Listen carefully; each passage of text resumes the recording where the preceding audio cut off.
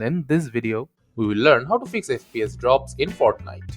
In order to fix FPS drops in Fortnite, firstly you need to make sure that certain settings in Fortnite video tab are according to where they should be. So firstly you need to head to the profile section. From here click on the gear button, which will take you directly to the video tab.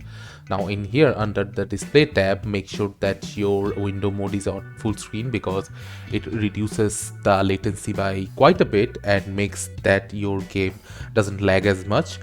The resolution should be your native to support your PC's performance. VSync should be disabled.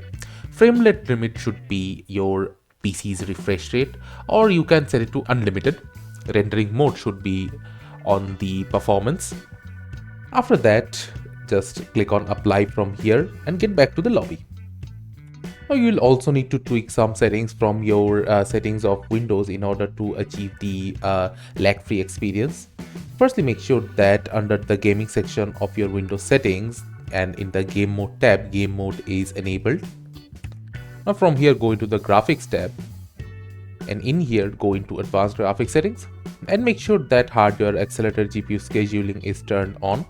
After changing these settings, just get into a game and you will see a drastic change in your Fortnite's performance. So as you can see right now, Fortnite is achieving quite a lot of frames per second and it is a very lag-free and smooth experience. So this is how you can easily get a lag-free experience in Fortnite and enjoy. Thank you for watching. Subscribe to our Topical Talks channel for more videos.